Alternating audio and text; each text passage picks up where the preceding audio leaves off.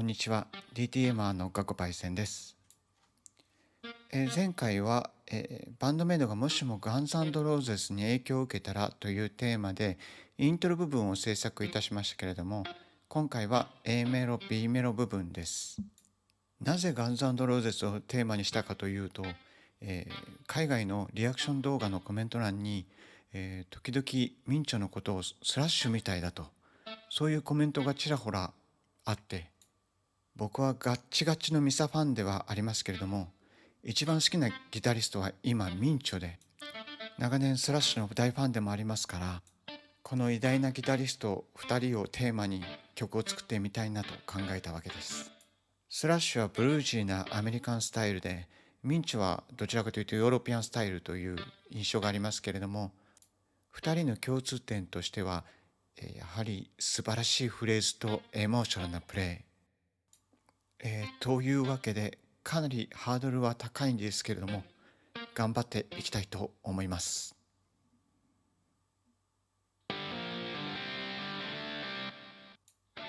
この音は本当は半音下にしたいんですけれども、誰にでも作曲できますよと言いながら、変拍子やスケールにない音が出てくるのはどうなのかなと思いまして、強引にスケール内に収めようとしてますけれども、後ほど諦めて半音下げます。ピアノの音はイメージを沸かすために仮に当てたボーカルのメロディーで、これをこのまま使用するかどうかは決めてません。これは3弦の音は4弦の音よりも物理的に少し遅く出るはずなので、ちょっと人間の耳でどこまで把握できるのか分かりませんけども、リアルさを追求してタイミングをずらしています。ほんのちょっとのことですが、これが積み重なると意外と大きな結果を生むことになるかと思います。ギタリストの方は、ああなるほどねと思われるでしょうが、僕の動画では音楽経験のない方がご覧になっていることを前提として、今後も作成していきたいと思います。DTMer の中にも楽器が弾けない人たくさんいますが、問題ありません。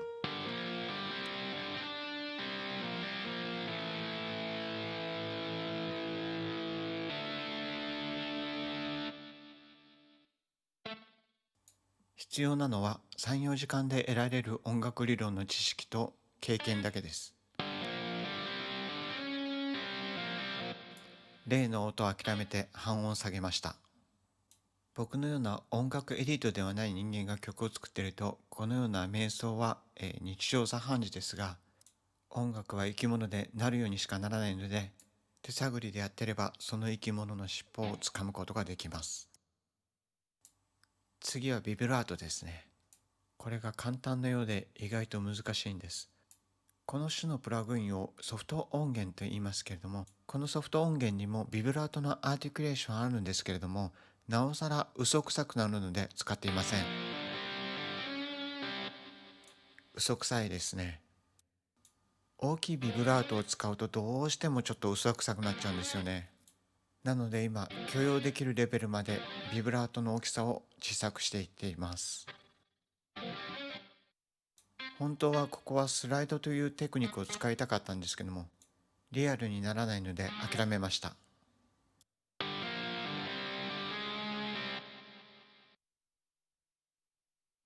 ここもデジタル集をごまかすためにビブラートを小さくしています。本当は大きなビブラートも使えるといいんですけれども、今後の課題ですね。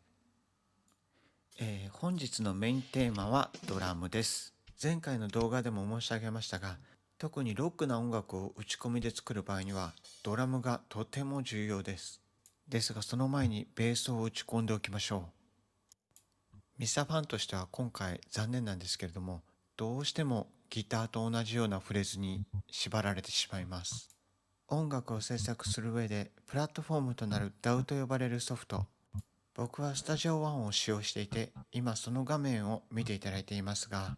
このようにギターを透かし見るような形で参考にしながら打ち込むことができます。今ベースのベロシティを調整して、ダイナミクスで表情をつけようとしています。ギター音源ではハイゲインな設定にするとほとんどベロシティが効かないので、ダイナミクスを調整したい場合は他の手立てを考えなければなりません。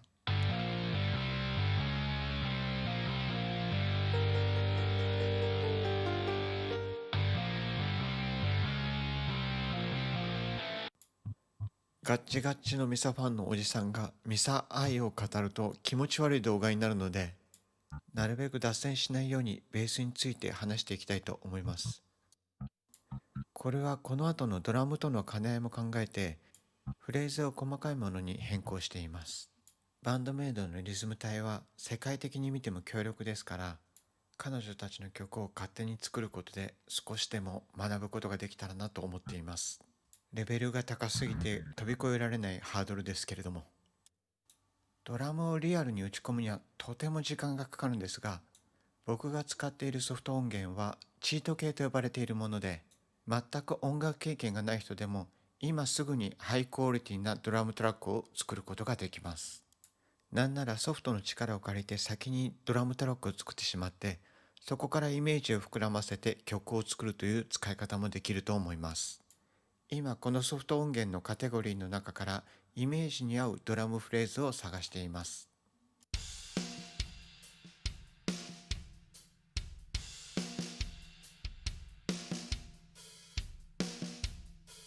このようにソフトがこんなフレーズどうですかと提案してくれています。好みのものがあればドラッグしてはめ込むことでマッチングをテストすることができます。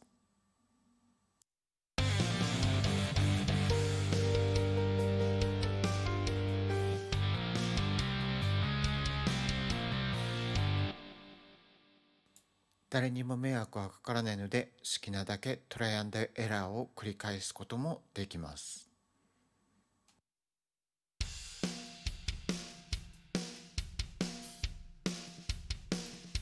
今2回目にしてバッチリハマってしまいそうなものが見つかって戸惑っています。これではここで話が終わってしまいます。これもあってしまいそうです。これはもうなかったことにするしかないということで、ユーザーライブラリに切り替えました。これはサードパーティー製のドラムミディで、純正のドラムミディパックよりも格安で購入することができます。言い忘れていましたが、このソフト音源は Easy Drama 2で ToonTrack という企業の製品ですが、これがなかなか値引きしない会社でして、別売りのドラムミディパックも安いものではないので、できればサードパーティー製のものを探して購入した方が良いと思います。思いもよらぬ事態に動揺していましたが、別の方法でフレーズを探していきます。このソフト音源には自分の好みのフレーズを探すためにいくつかの手法があります。後から購入するドラムミディが増えれば増えるほど検索が困難になるので、効率的な方法を知っておく必要があります。まずここではストレートでスタンダードで、4分の4で、そして、ビートというカテゴリーに絞ってみましょう。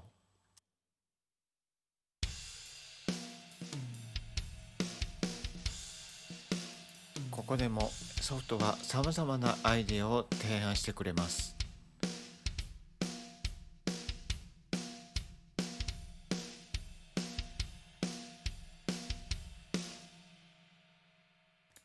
好みに近いものを選んでドラッグして当てはめてマッチングをテストします。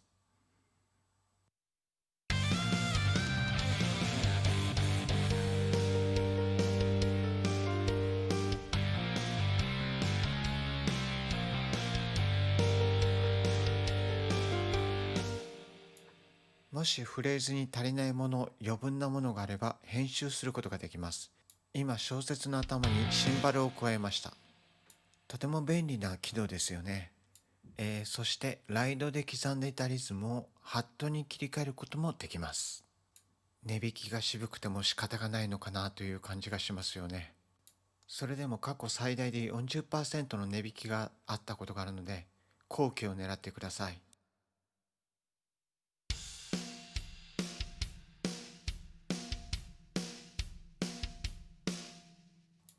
これもいまいちなので剥がします。次は Tap to Find という機能です。これはそれぞれの太鼓の上でマウスをクリックすると、そのリズムを記録してくれて、それと似たものを検索してくれるという機能です。すべてをソフトウェアにお願いするわけではなく、自分のアイデアを元にできるのでおすすめの機能です。このように元のリズムと何%適合しているかという表を作って提示してくれます。元のアイデアに近いいくつものパターンを知ることができます。まるでプロのドラマーが隣にいていろいろ教えてくれてるみたいですよね。あなたがもし音楽プロデューサーなら、レコーディング現場にドラマーを呼んでざっくりと指示を出して叩いてもらうことがあるでしょうが、それちょっと違うな、他のないとか、これはまさにそれと同じ状態です。$120でプロのドラマーを雇おうと思えば安いのかもしれません。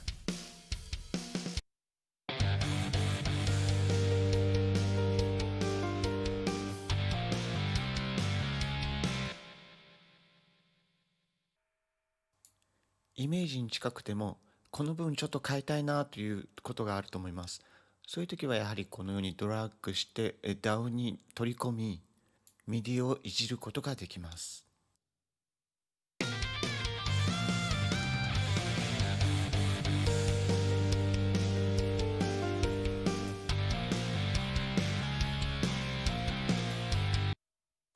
何も難しいことはありません。この場合ですと、1拍目にキック2発いらないな、邪魔だなと消せばいいんです。実にシンプル。増やすこともできますし、位置をずらすこともできます。めちゃくちゃになったら剥がしてもう一度ドラッグしてやり直せばいいだけです。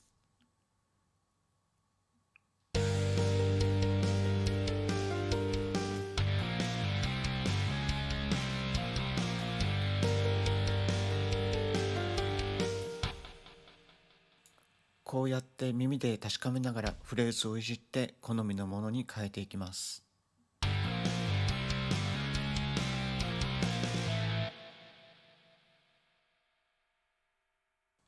ミディは実際にプロのドラマが叩いて数値化したものです。このように複雑に強弱がつけられています。グルーブを生み出すゴーストノートも含まれています。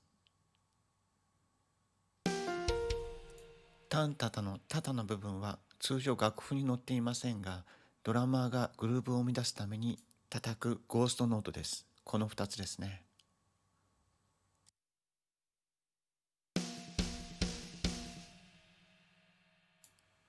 こういったフレーズを自分で打ち込むとなると相当な労力です。しかもどんなに頑張ってもドラマーが実際に叩いた音には全くかないません。タンタドットタン。2回目のスネアの音がゴーストノートです。前回僕が打ち込んだものと比べてみましょう。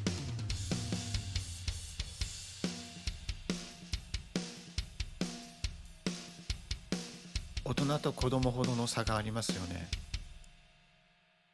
そしてもう一つフレーズを検索する方法があります。このように自分でフレーズを打ち込んで、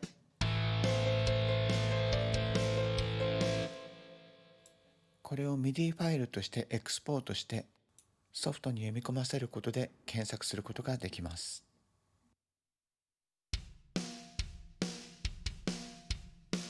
確かにチートですが、プロの作曲家でも使っている人結構いると思いますよ。制作に戻りましょう。これはフィルの部分ですね。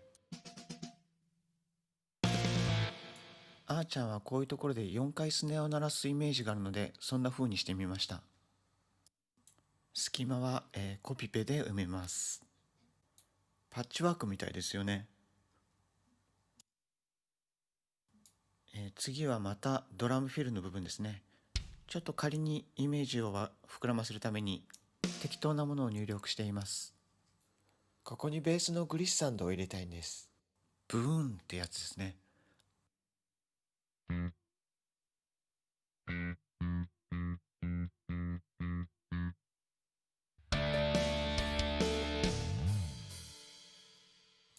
ミサちゃんかっこいい。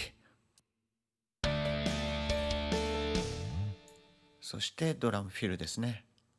これは専門性が高いのでソフトにお任せです。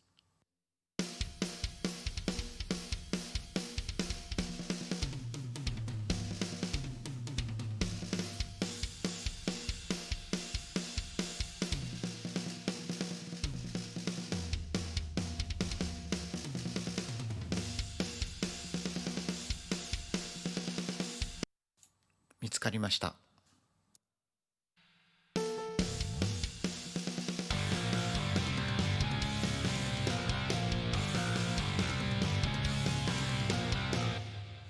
本当に優秀なお抱えドラマーです。昔は作曲家は楽譜にフィルインと書くだけで、あとはドラマにお任せですからね。同じです。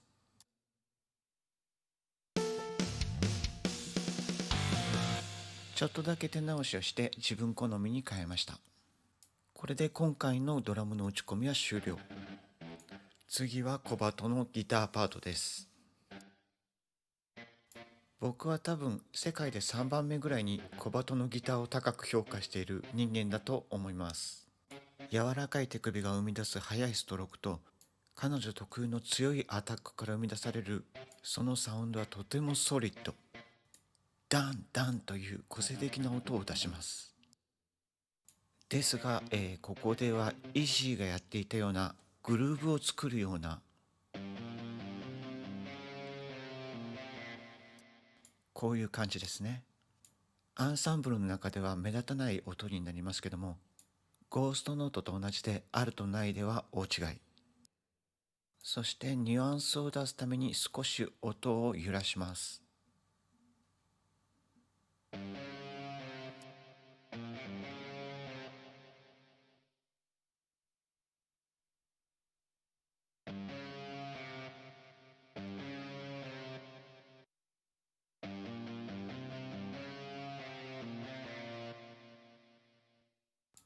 こちらも少し揺らしましょう。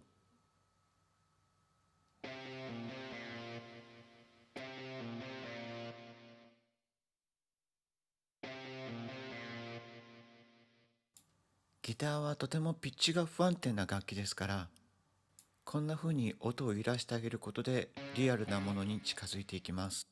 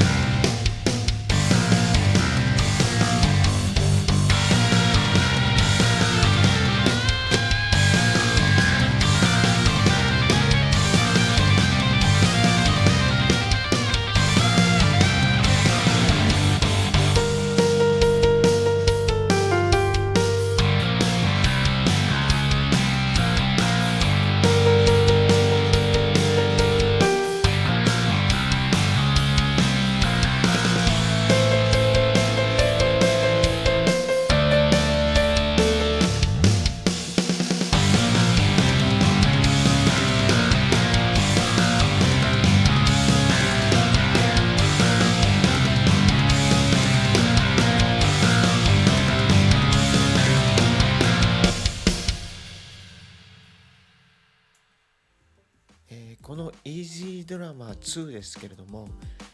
同じシリーズに Easy Keys というものがありまして、コードの知識があれば鍵盤楽器のトラックを簡単に制作することができます。この動画の終了画面に Easy Drummer 2と Easy Keys を使った楽曲のリンクを貼っておきますので、もし興味のある方はそちらもご覧ください。これにて本日の作業は終了です。次回はサビの部分のトラックの制作をしていきます。よかったらまた遊びに来てください。ではまた。